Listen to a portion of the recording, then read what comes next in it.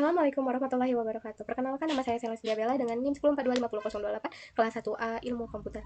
Dosen pengampu Pak Mardiansyah Putra Sarjana Komputer. Di sini saya akan menjelaskan tentang array 2 dimensi. Array 2 dimensi atau bisa disebut dengan matriks adalah struktur data yang menyimpan sekumpulan nilai dengan tipe data yang sama diatur dalam bentuk baris dan kolom seperti tabel atau grid. Untuk mengakses elemennya, kita membutuhkan dua indeks, indeks baris dan indeks kolom. Bayangkan array 2 dimensi seperti buku catatan yang memiliki halaman atau baris dan kolom pada setiap halaman. Anda perlu tahu bahwa nomor halaman dan kolom untuk menemukan isi tertentu. Struktur array 2 dimensi. Contoh struktur array 2 dimensi berukuran 3 kali 4 atau 3 baris 4 kolom. Indeks selalu dimulai dari 0 bukan 1. Elemen pada baris 1, kolom 2 adalah 7 atau diakses dengan array kurung siku 1 dan kurung siku 2. Contoh penggunaan nyata array 2 dimensi. Array 2 dimensi sering digunakan untuk papan permainan, misalnya tic-tac-toe atau catur.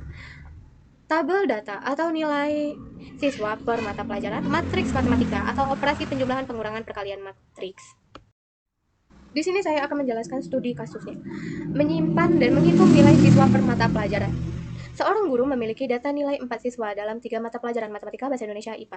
Data disimpan dalam array 2 dimensi, di mana baris sama dengan nilai dan kolom sama dengan mata pelajaran. Hitung rata-rata nilai setiap siswa.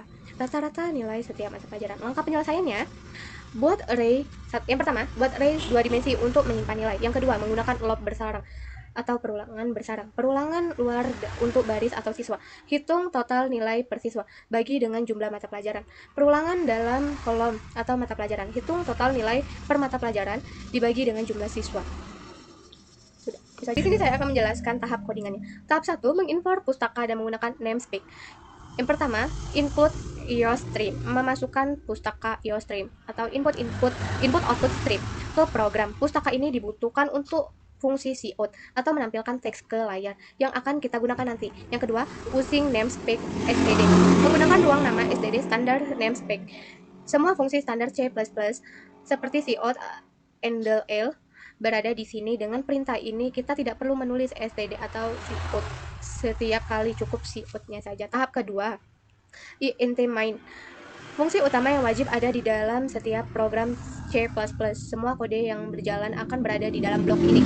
int di depan main berarti fungsi ini mengembalikan nilai bilangan bulat, return 0.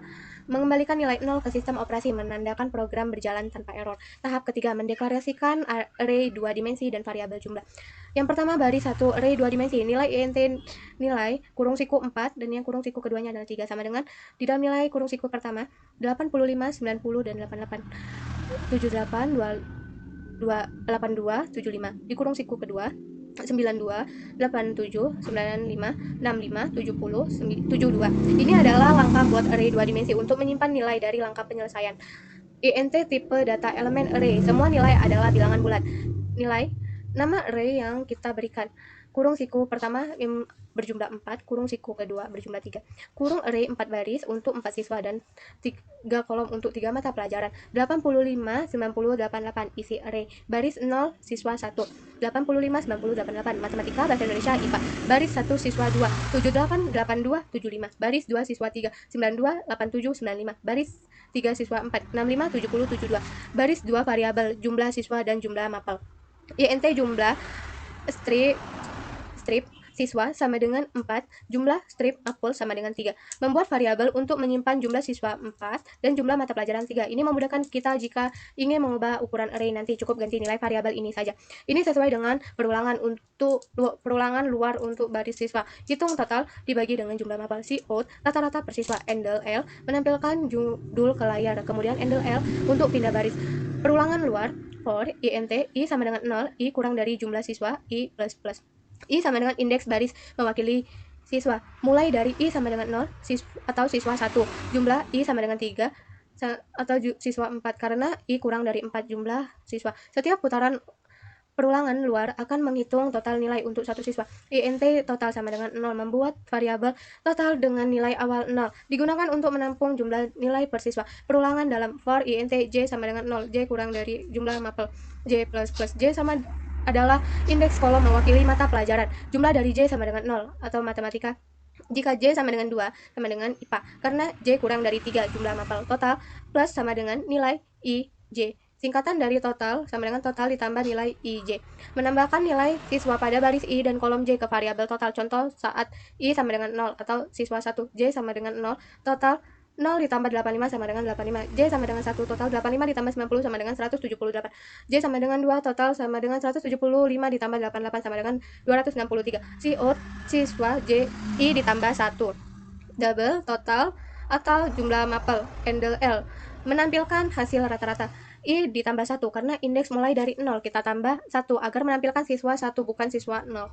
Double, total, atau jumlah mapel mengubah total atau bilangan bulat menjadi double atau bilangan desimal agar pembagian menghasilkan nilai akurat, bukan bulat. Contoh siswa 1 sama dengan 263 dibagi 3 sama dengan 87,6667.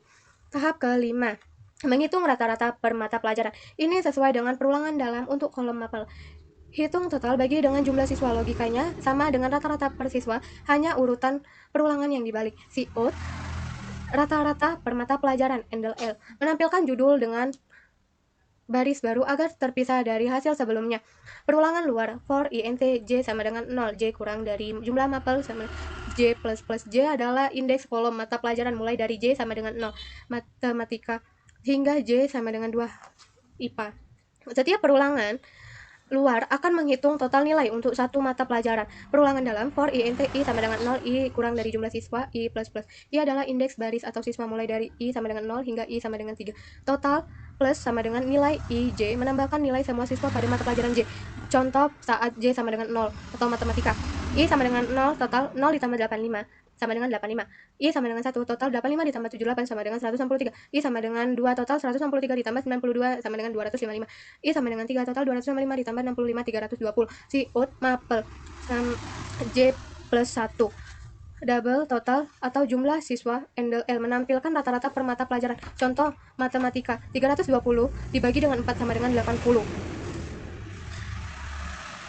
Oke, sekian penjelasan dari saya tentang materi array 2 dimensi ini. Menurut saya dan pendapat saya adalah struktur data yang digunakan untuk menyimpan sekumpulan nilai dalam bentuk baris dan kolom sehingga terlihat seperti tabel atau matriks. Setiap nilai di dalam array dapat diakses menggunakan dua indeks, yaitu indeks baris dan kolom. Array 2 dimensi sangat berguna untuk mengelompokkan data yang paling berkaitan, misalnya data nilai siswa, data kursi dalam ruangan, papan permainan, dan lain-lain. Dengan array 2 dimensi, pengolahan data menjadi lebih mudah, teratur, dan efisien dalam pemrograman. Demikian paparan yang saya sampaikan. Terima kasih kepada Bapak yang telah memberi kesempatan dan waktunya. Saya mohon maaf apabila ada kekurangan maupun penjelasan dan penyampaian. Saya siap diberikan pertanyaan ataupun saran. Saya akhiri. Wassalamualaikum warahmatullahi wabarakatuh.